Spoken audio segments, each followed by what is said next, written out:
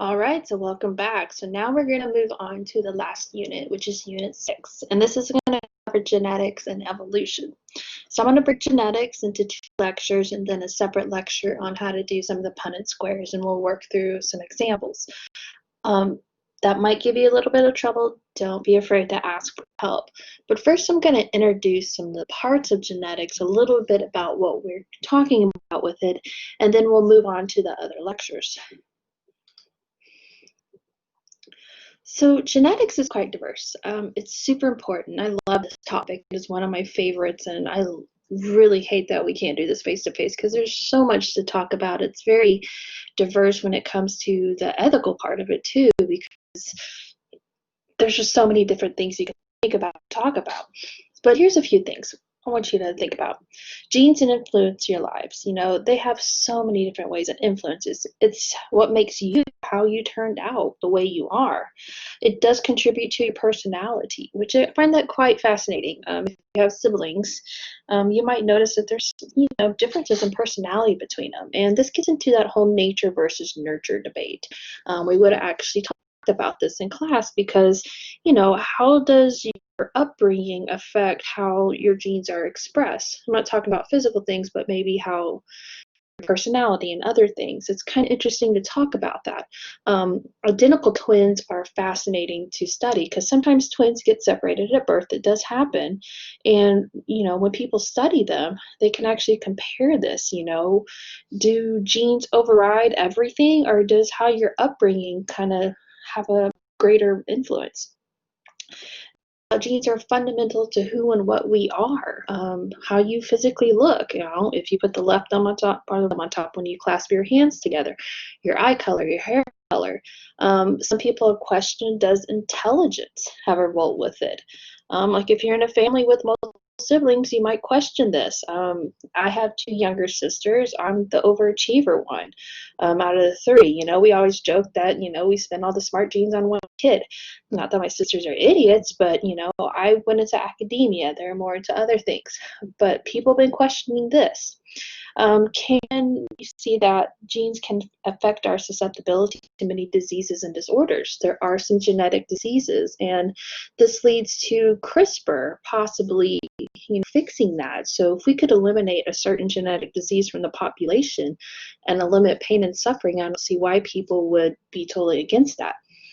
They're going to be super important in biotech and medicine. So we talked about how we use fungi and bacteria to make drugs and food alternatives. We can use them to manipulate the producers and how effective they are doing it. We do this a lot, and hope you appreciate a little bit more, especially after the biotech. All the technology and the effect that biology has on probably a lot of things that you normally use on a daily value. They're super important in development. Things have to turn on at the right time, the right place. If they don't, things can go really bad. There's some really cool studies that talk about this. And we talk about using them to treat human diseases. When I briefly talked about gene therapy in the biotech lecture, and you did the discussion post about designer babies. Are we going to get to that point where you can select what traits your kids have?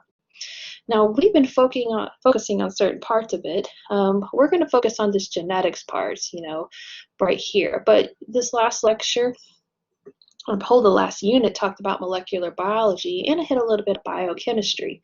So we're going to talk about this part, the genetics part, how it's passed down between different generations.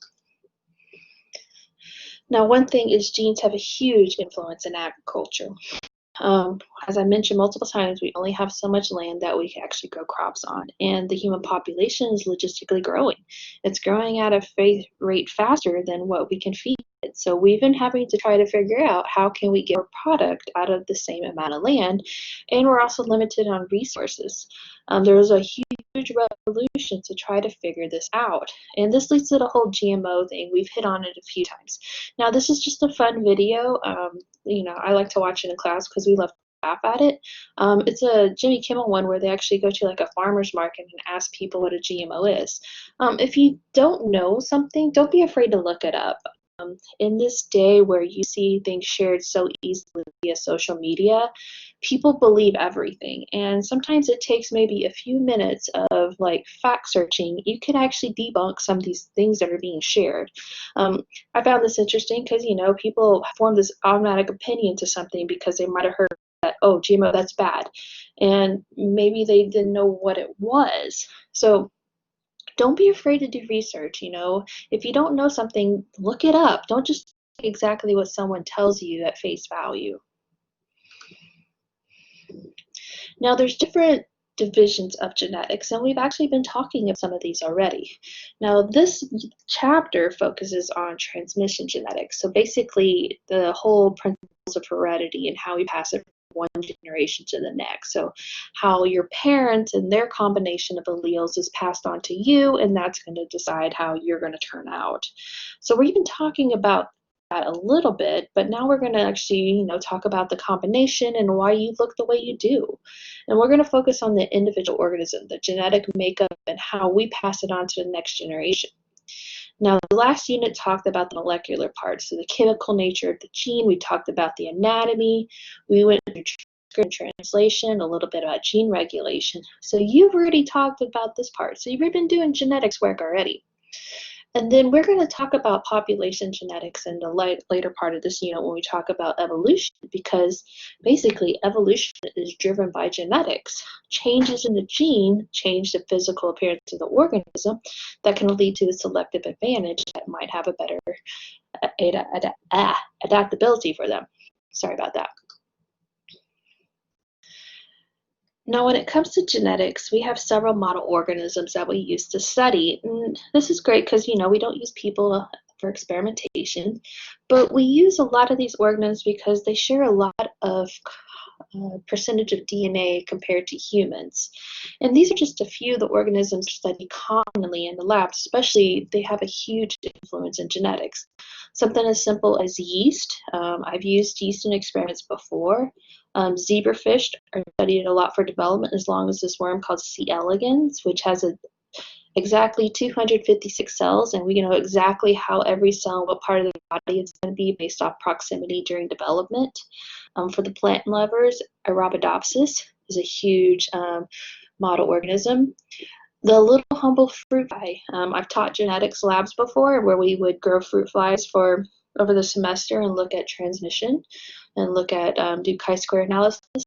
The fruit fly actually has had a lot of influence on a lot of human development studies. And then probably the workhorse for pretty much everything, especially when it relates to human, is the mouse.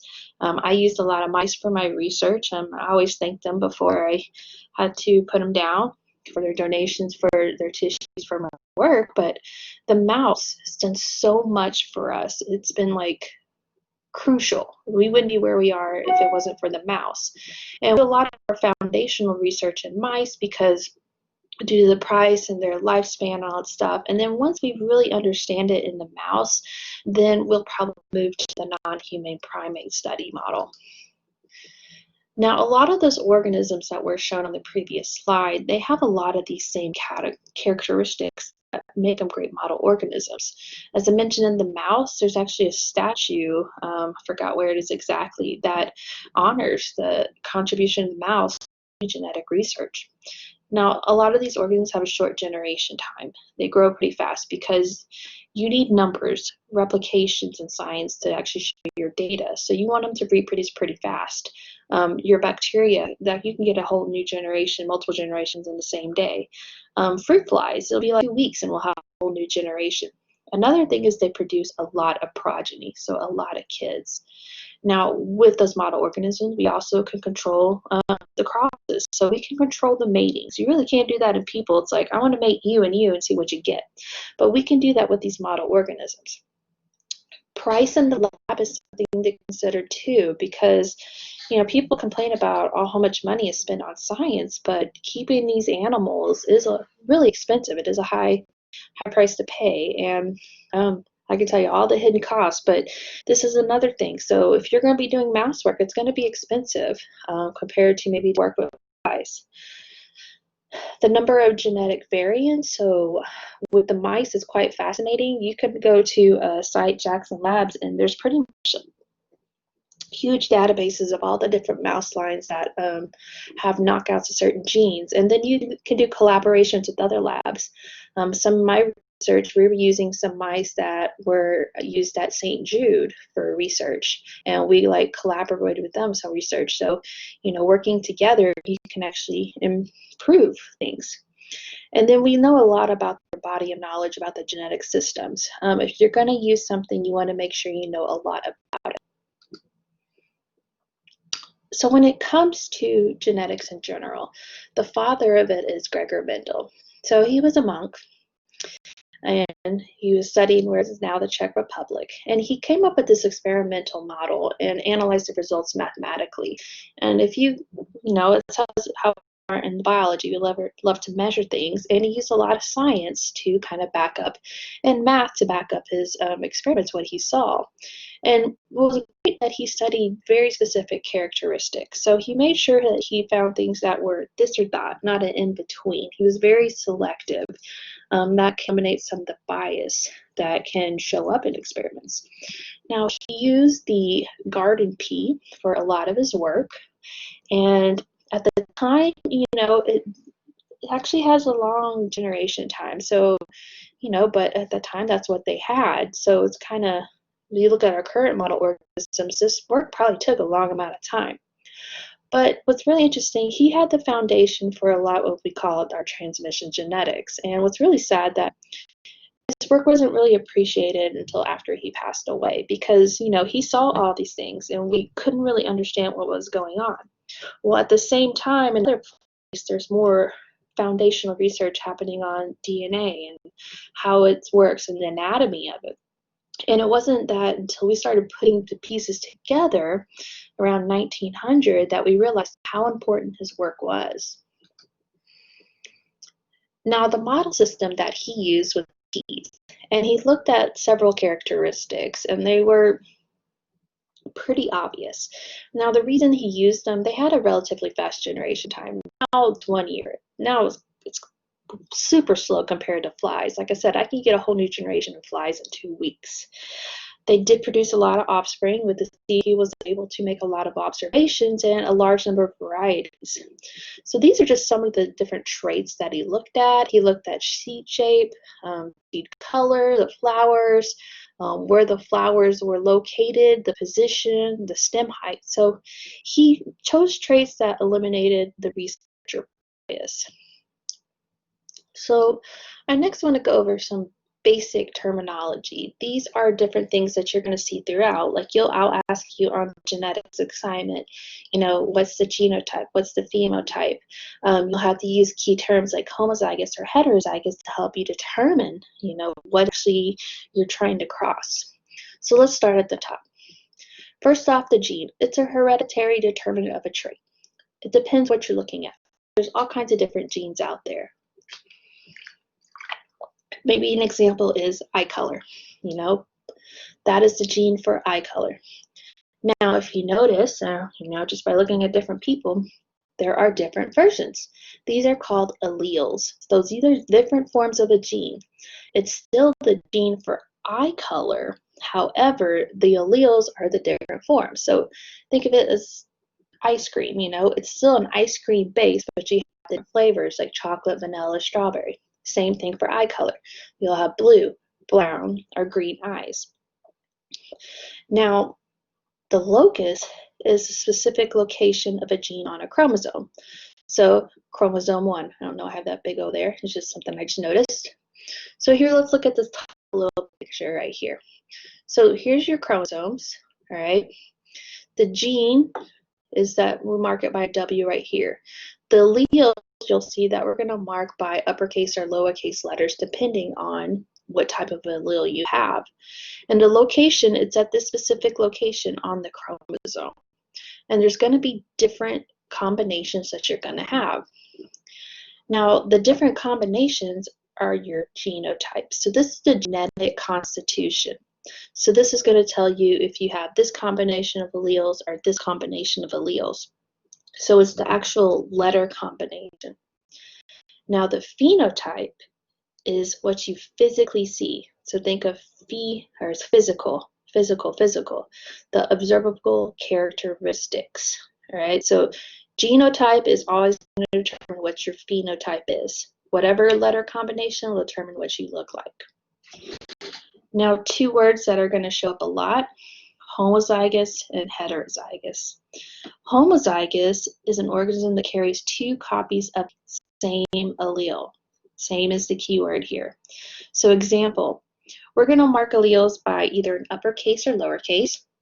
So if you're homozygous, you can be big A, or little a. Heterozygous is an organism that carries different. So hetero for multiple, different alleles. So you would be big A, little a. You're only going to have two alleles. You have your one your mom gave you and your one your dad gave you. So that's why there's only two letters there. Another thing that you're going to have to pay attention is a dominant and then a recessive trait. So what this is talking about is which allele is in charge. A dominant trait is going to have the phenotype expressed when it's either heterozygous or homozygous, and I'll explain when we get to the fly picture in a second. A recessive trait is only going to show when the genotype is homozygous. The dominant trait's truly in charge. The recessive is only going to show up when it's the only one there. So let's look at this fly picture right here. So up here we have the genotypes. So this guy up here is homozygous, big W, big W. These two in the middle are heterozygous, so big W, little w, so they have two different alleles. And the last one here is little w, so it's still homozygous, recessive. The dominant trait is going to be the uppercase, the lowercase is going to be the recessive trait. So for this one, we're looking at wing, if it's going to be normal wings or wrinkled wings. Now, if you have the dominant trait, you only need one of the uppercase letters. Even if you have two, it's still going to show the same appearance as if you only have one. So if you look at this one, homozygous dominant and the heterozygous all have normal wings. So they have the same phenotype. Now the recessive trait, where you have the two little w's, is going to have wrinkled wings. So the only way you will see it is if you have both little w's. Even though these in the middle have a little w, the big W is in charge and it overrides the little w. So you're going to have normal wings. So let's talk a little bit about crosses, because you're going to be doing a few of these on your assignment. So true breeding, this is where we're going to only produce offspring like themselves when allowed to fertilize. By that, they are going to be homozygous. So they could be homozygous dominant or homozygous recessive. Now, a hybrid is an offspring that results from a cross between true breeding varieties. So this is an example up here. We have two true breeders. We have a true breeder that's violet for flowers and a true breeder for white flowers. We know the genotypes because they're true breeders. They're both homozygous dominant, and then this would be homozygous recessive. Now, when we cross these two, we have a hybrid. The hybrid is a new combination. And what they're going to see in this combination, it's going to be a heterozygote, because we're going to get one allele from this parent and one from this parent.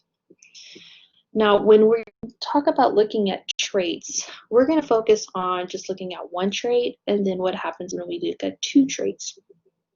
Most of our work will be monohybrid, so this is just looking at one trait of interest. We're going to keep it simple. A dihybrid is when we start to look at two traits, and then it can get a lot more complicated after that, once we get to 3 and so on. Now, there's different generations when it comes to cross. The parental or the P1 is the true breeder parents. So this is our P generation. The F1 is the cross from these two parents. So this is our F1. Now, if we allow this generation self-pollinate, so this plant times another plant that's exactly from the same generation, or itself, we get what's called the F2 generation. All right, so this is when the F1s are allowed to self-fertilize. Now, if we did a cross with these, then we would be in F3, and so on. So what did Mendel do? It's really quite eloquent when you think about it. So what he did was he fertilized pea plants and he controlled the mating. So he took a small paintbrush for the parental crosses and he transferred the pollen from one plant to the stigma of another. So he controlled the breeding. So he actually removed maybe the female parts from one plant and the male parts from another to prevent self-fertilization. So he took a little paintbrush, took the pollen from here and put it on the female parts of this flower, and then allowed it to go through and grow, make seeds, grew up the seeds, and these are the plants. So then he allowed this plant to self-fertilize, and then in the F2 generation. Now what he did was he counted the number of colors that he saw for each plant. So on this first one that he saw, when I crossed a purple flower times a white flower, all of the F1 generation, so every plant that showed up when he grew the seeds, were purple flowers. Okay, that's kind of fascinating. So that's telling you that when we're looking at the trait of flower color, purple's in charge because we didn't see any white. Now, when he let this generation self-fertilize and looked at the F2, he counted the ratio. And if you're seeing right here, he saw 705 had the purple or the violet flowers, and about 324 of our 25% had the white flowers. So pretty much a 3-to-1 ratio. Now, we didn't understand all about the genetics and, the Punnett squares at the time, but this is kind of interesting. So what happened to the white flowers? Why did they not show up here? But now here they do show up. So this is kind of telling us that, okay, something's going on here.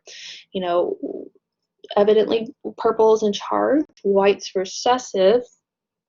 And how did we get these white ones? Well, it has to be because this is going to be a heterozygote, and when we do the Punnett squares, it makes a little bit more sense. So one thing that was also done is reciprocal cross. So this is one way that we can determine that it's located on an autosome. So if you remember, we talked about your chromosomes. You have sex chromosomes and autosomes. This is one way to ensure that chromosome is located on one of your autosomes. So for us, it'd be pairs 1 through 22.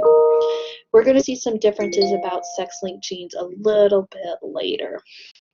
So what he did was he switched the sex of the parents. So if, one example right here, let me go back. If he took the pollen from this plant and put a female part for this plant, he got these results. So when he switched it, I'm going to take the pollen from this plant and put it on the female part of this plant, and we should get similar results. This is a complete confirmation that it is an autosome if you get the same numbers regardless of the sex of the parents. Now, another thing that can be done in genetics is to do a test cross. So if you are not 100% sure about the genotype, you know the phenotype because you physically see it, but sometimes you don't know if it's a homozygous or a heterozygous genotype. You can do what's a test cross, and we still use this technique by plant and animal breeders all the time. So here's an example. We have a yellow seed. We don't know if we know that yellow is dominant to green. We don't know if it's big Y or big Y, little y. Both of them will still give us a yellow color. So what we do is a test cross. So if I go through and I take this seed times this seed, so I'm going to use a homozygous recessive, and when I do this cross, if all of my offspring show up yellow, it's going to tell me this has to be a big Y right here. And when we do Punnett squares, it'll make a little bit more sense. Now, if I do my cross, and this guy happens to be heterozygous, that tells me when I look at my offspring, half of them are yellow and half of them are green, he's got a heterozygous genotype. So this is one way that if we're not quite sure what the genetic combination is, we can do this cross and that will tell us it. So just a reminder, genotype to phenotype, because you're going to be doing this. So you can be homozygous, heterozygous, or homozygous. Homozygous is the same. You could be homozygous dominant or homozygous recessive. Heterozygous means you have two different alleles. We're talking about complete dominance here. By complete dominance, regardless, even if you have one of the smaller alleles, the dominant allele is going to override it. So this example right here, both these two genotypes have the same phenotype. If you have only way that you're going to have the green phenotype is if you have two recessive alleles. So I'm going to stop this one right here, and then we're going to move on to the next lecture.